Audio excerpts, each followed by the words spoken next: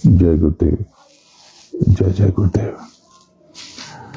गुरु महाराज के पावन चरणों में नमन करता हूँ और आप सबको प्रणाम करता हूँ।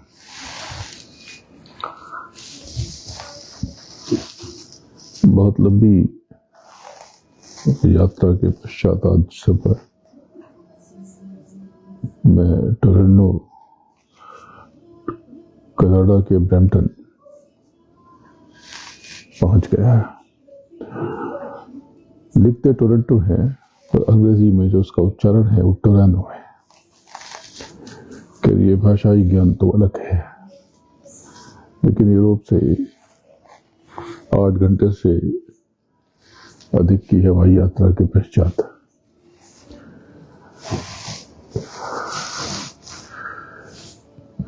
यहाँ पर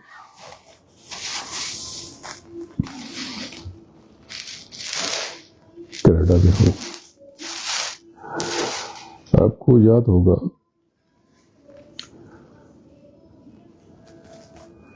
कि मैंने करीब बरस भर से आपको बताना शुरू कर दिया था कि मार्च के आखिरी हफ्ते के पश्चात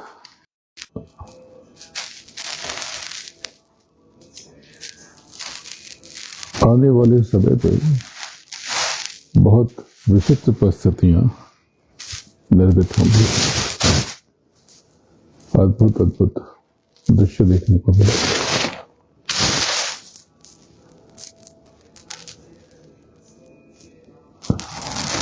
आज बेहद आहत हूं। कल भारत से कश्मीर में बड़ी दर्दनाक घटना हुई। स्तब्ध हूं, बेचैन भी हूं। इस दुख की घड़ी पे हम सब भारतवासी एकजुट हैं, एक साथ हैं। और जिनके साथ हादसा हुआ उनके प्रति अश्रुपूरित हार्दिक संवेदना व्यक्त करता हूं। बहुत पीड़ा में हूं, लेकिन आपको याद होगा मैंने ये बता दिया था, मैं ये साफ साफ देख रहा था सीमा पार से दुष्ट शक्तियां अपनी हरकतें करेंगी।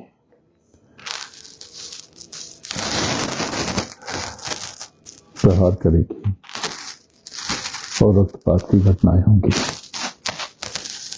दिसंबर में प्रकाशित होने वाले कई अखबारों में इस बाबत मैंने संकेत दे दिए थे और साकेत महायज्ञ में भी इसकी नित्य घोषणा होती थी। तो अभी तो चंडी मशाल लेकर निकली नहीं है, ये निकलने की तैयारी है। अगले 5 बरस देश दुनिया के लिए विचित्र सिद्ध होने वाले हैं, अजीब होंगे, पीड़ा देने वाले होंगे और आम जनता के लिए कष्ट का सबब बनेंगे। कुछ मुट्ठी भर लोग अपने कुटिल मकसद में कामयाब होंगे, लेकिन बाकी लोग समूचा संसार इस कष्ट को भोगेगा। आप सबको सतर्क रहना है। समय बहुत कठिन आ रहा, लेकिन जो गुरुमुखी सुनते हैं जिनके ऊपर वालिक की, अकाल पुरुष की, अकाल पुरुष की, सच्चे बादशाह की, सदगुरु की, प्रभु की दया है, मेहर है, जबरदस्त है, उनको कुछ भी नहीं होगा। उनको चिंता करने की जरूरत नहीं है। देखो, ये जो लौकिक संसार है, यानी लौकिक यानी भौतिक, ये लौकिक संसार, ये शब्द लौकिक लोक से बना है। लोक यानी ये सब कुछ जहां आप विराजते हो, जो चर्म आंखें, जो इंद्रियों का प्रभाव जहां जहां हो, वो लोक है, वो जगत लौकिक है, और जो इंद्रियों से परे है वो पारलौकिक है। तो इसको लौकिक जगत की अपनी सीमा है, अपनी हद है, सरहद है, लेकिन इसके ऊपर का संसार अनहद है, वो विलक्षण है, अनोखा है। तो जीते जी आप नाम की कमाई में लगो और आने वाले समय के जो संकेत आपको दिए जा रहे उसको समझो। ये जो कुछ भी आपने अभी देखा है ये तो मामूली है, ये बहुत थोड़ा सा है, अभी कुछ भी बुरा नहीं हुआ। आगे जो होने वाला है इससे ज्यादा भयानक है, कष्टपूर्ण है, पीड़ादायक है। तो मार्च के आखिर में चंडी पूरे संसार को लाल लाल आंखों से निहार रही है, और अब ये बहुत तरह के कारनामे करेगी। आने वाले समय में ये बहुत बड़ा धोखा करेगी। हर घर में अंतर्विरोध पैदा होगा, विरोधपूर्ण वातावरण पैदा होंगे। सतर्क रहना, क्लेश से और विपरीत विचारों में उलझना मत। ये जो कल स्थिति पैदा हुई, बहुत घृणित वाकया हुआ भारत में, हमारे कश्मीर में। अब इसको लेकर के भी दो हिस्से हो जाएंगे, दो फाड़ हो जाएगा। हालांकि दोनों बेचैन हैं, दोनों आहत हैं, दोनों दुखी हैं, दोनों धड़े, दोनों की सोच अपनी अपनी जगह है। लेकिन ऐसा विरोध पैदा होगा, लगेगा कि जैसे जाने कौन सी विचित्र स्थिति हो गई, और दोनों विचार एक दूसरे के विपरीत प्रतीत होंगे। लेकिन ऐसा होगा नहीं, दोनों अपने देश के लिए समर्पित हैं, लेकिन ये विचारों में विघटन होगा। आने वाले समय में इसी प्रकार से देश में, दुनिया में, समाज में, परिवार में ये टुकड़े टुकड़े, ये फांक, ये खाई, ये विभाजन बढ़ता जाएगा, और विभाजन आपके अंतर्मन में भी होगा। ये भ्रम की स्थिति इतनी भयंकर होगी कि आप नित्य के कर्म में भी भ्रमित हो जाएंगे। सहज हो जाएं, सतर्क रहें। मैं बार बार बताता रहा हूं, जो मुझसे जुड़े हैं या जिन्होंने मुझे कभी भी सुना है, उन्हें स्पष्ट रूप से सब कुछ याद है कि मैंने क्या क्या कहा है।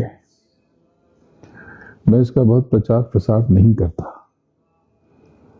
मैं न तो अपना कोई प्रचार करता हूं, न अपने विचारों का। मैं तो केवल ये लठ उठाए, कर्तव्य का दंड उठाए, अपने गुरु महाराज के आदेशों और निर्देशों पर चल रहा हूं, उसी का अनुसरण कर रहा हूं, उससे ज्यादा कुछ नहीं कर रहा। तो आप सब सतर्क हो जाएं। चंडी अभी उठेगी, जगेगी, इसकी आंखों की लाली और बढ़ेगी, और संसार में और भयंकर स्थिति पैदा होने वाली है। ऐसी विचित्र परिस्थिति पैदा होगी कि आपका दिमाग, आपका मस्तिष्क काम नहीं करेगा, और हर स्थिति स्वयं में विलक्षण होगी। जैसे अभी विदेश नीति, विश्व की विदेश नीतियां, उसमें कितना व्यापक परिवर्तन हो रहा, लोगों ने सोचा भी नहीं था। जब मैं संकेत दे रहा था तो लोगों ने इस विचार भी नहीं किया। कब मित्र विरोधी प्रतीत होंगे, कब विरोधी मित्र प्रतीत होंगे, आपको अंदाजा भी नहीं है कि क्या होने वाला है। तो अपनी इंद्रियों पर, वाणी पर संयम रखें, किसी को भला बुरा न कहें। लेकिन हाँ, आगे जो कुछ होने वाला है वो बहुत अजीब होगा, लेकिन इसमें बेचैन होने की जरूरत नहीं है। ये जो विपरीत परिस्थितियां हैं, यही सुखद कालखंड का निर्माण करती हैं, यही सुंदर समय निर्मित करती हैं। सहज रहें, तैयार रहें, जोखिम न लें, रिस्क न लें, निवेश से बचें। मूलतः ऐसे निवेश जिसमें खतरा हो, जिसमें जोखिम हो, जो अल्पकालिक हो, उससे बचें। जैसे शेयर बाजार गिरा, अब बेचैन है, अभी बढ़ रहा, तो बहुत से लोग कूद-फाद करने लगेंगे कि अब तो ये हो गया। अरे शेयर बाजार में ऐसी पीड़ा आएगी कि आप बेहोश ठिकाने आ जाएंगे। ये जो गिरावट थी, ये गिरावट वो नहीं है जिसका मैंने आपको संकेत दिया है। अभी आपने देखा क्या है, अभी देखते जाओ। ये वो संकेत नहीं है। मैंने आपको बताया था कि सोने चांदी के दाम में भारी उछाल आएगा और रुपए, विदेशी मुद्रा के सामने रुपया कमजोर हो जाएगा, बेहद कमजोर हो जाएगा। तो आज अब तक की सर्वोच्च स्थिति के आसपास निकट है, रुपए, 2 रुपए, 3 रुपए इधर उधर। लेकिन ये सब तो बाहरी बातें हैं। बाहरी जगत आपके बाहरी कर्मों से निर्मित होता है, प्रारब्ध से बनता है, प्रारब्ध आपके कर्मों से बनता है। आपके जो क्रियामान कर्म हैं, रोज के कर्म हैं, जो विचारों से होते हैं, जो हाथ पैरों से होते हैं, जो वाणी से होते हैं, जो नियत और मंशा से होते हैं, ये सारे बाहरी कर्म हैं। इनसे प्रारब्ध बनता है, क्रियामान फल मिलता है क्रियामान कर्म का, फिर उससे अनंतों गुना ज्यादा प्रारब्ध, और प्रारब्ध से अनंतों गुना ज्यादा संचित कर्म। संचित कर्म कारण जगत में शब्द, स्पर्श, रूप, रसगंध के संसार में स्थित हो जाता है। तो आप सब कर्म को लेकर सजग रहें, बेचैन न हो। सदगुरु का वरद हस्त आपके साथ है, आपके पास है। बस आप अंतर में विश्वास रखें कि समय चाहे जैसा आए, अच्छा या बुरा, पर मुझे कुछ नहीं होगा, क्योंकि मेरा मालिक, मेरा सदगुरु, मेरा पिता मेरे साथ है। सदगुरु यानी वो गुरु जिसको आप प्रणाम करते हुए कहते हो वाहे गुरु, वो गुरु जिसको आप प्रणाम करते हुए कहते हो जय जय गुरुदेव। जब भी समय कठिन आए, मुसीबत आए, दिक्कत हो, अंतर में फरियाद लगाना, जय गुरुदेव, जय जय गुरुदेव, जय गुरुदेव, जय जय गुरुदेव, जय गुरुदेव, जय जय गुरुदेव। जब आप अंतर में जय जय गुरुदेव की गुहार लगाओगे, फरियाद करोगे, शीश नवाओगे, आप अंतर में बल और संबल को महसूस करोगे। एक सफेद रोशनी की चादर आपको अपनी चारों तरफ थिरकती महकती हुई प्रतीत होगी। आपको उसका स्पष्ट आभास और एहसास होगा। तो अभी कनाडा में हूं, अभी यहाँ पर 5-6 दिन रहने के पश्चात संयुक्त राज्य चला जाऊंगा। संयुक्त राज्य यानी संयुक्त राज्य अमेरिका, यूनाइटेड स्टेट्स। 29 तारीख की दोपहर के पश्चात संध्या के समय, संध्या से पहले मैं संयुक्त राज्य में पहुंच जाऊंगा और वहां के प्रेमियों के दर्शन दीदार करूंगा। लेकिन फिलहाल अभी 5-6 दिन तो 24 तारीख से 24, 25, 26, 27, 28 और 29 की दोपहर तक, 2-3 बजे तक मैं कनाडा में ही हूँ। कनाडा के ब्रैम्पटन में मैं निवास करूंगा, लेकिन आसपास के अन्य इलाकों में, क्षेत्रों में मैं भ्रमणशील रहूंगा, दौरा करूंगा। काफी व्यस्त और सघन यात्रा है, तो बहुत लंबी यात्रा करके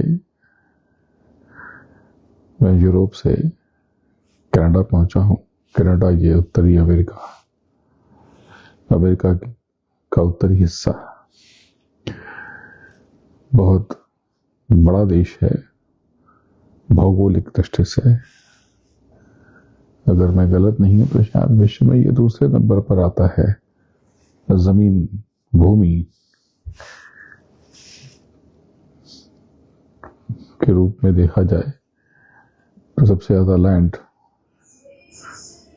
जिन देशों के पास में है, कनाडा उनमें से एक है, लेकिन इसकी आबादी बहुत कम है। अमेरिका की आबादी से केवल 12%, बहुत थोड़ी सी आबादी है।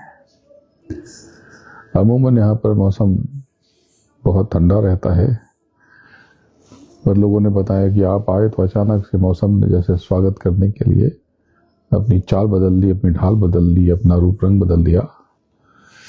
तो जब मैं यहाँ पर लैंड हुआ तो फ़ारेनहाइट में करीब 70-72 डिग्री होगा, यानी सेल्सियस पे भारतवासियों को सेल्सियस की आदत है तो 20-22 डिग्री, लेकिन कल तो काफी ठंडा था। आगे भी लोग कह रहे हैं कि ठंडी बढ़ेगी, तो ठीक है। मैं तो यूरोप में जहां जहां था कहीं कहीं ठंडी तो बहुत ज्यादा थी। आपको हिंदुस्तान में बैठ करके लगता है कि ये ठंडी बहुत सुख दे रही थी, नहीं, बहुत दुख दे रही थी। थोड़ा मैं अस्वस्थ भी हूं। आज यहाँ पहुंचना जरा संभव नहीं लग रहा था, लेकिन सबकी तैयारी थी और प्रेमियों की तड़प थी, तो यहाँ पर आना पड़ा। यहाँ पर आम चुनाव हैं, पूरे देश में चुनाव हो रहा है और 28 तारीख की रात में फैसला होगा, निर्णय आ जाएगा। यहाँ पर मैं जेठलाल जी, जो कि यहाँ के सांसद के प्रत्याशी हैं, संसद सदस्य के रूप में चुनाव लड़ रहे हैं, राजौरा परिवार, इनका मैं आतिथ्य स्वीकार कर रहा हूँ। और बहुत सारे प्रेमीगण हैं यहाँ पर। थोड़े समय में काफी लोग जुड़े। जेफ जी का मंदिर है, भारत माता मंदिर, तो बस अभी वहाँ के लिए रवाना होऊंगा। और कल जो भारत में घटना हुई उसके लिए हमने शोक सभा आयोजित की है, जहाँ पर कल शाम को वो कार्यक्रम होगा। और सत्संग तो जब भी कुछ भी जमा हो जाते हैं तो सत्संग शुरू हो जाता है। तो हर सत्संग का प्रसारण संभव नहीं है। बस अभी निकलना है, लेकिन इच्छा हुई कि आप सबसे कुछ बातें कर ली जाएं। आपके सम्मुख आके बैठ गया, बाकी बातें बाद में होगी। गुरु महाराज को सादर नमन करता हूं और आप सबको प्रणाम करता हूं। प्रणाम। जय गुरुदेव, जय जय गुरुदेव।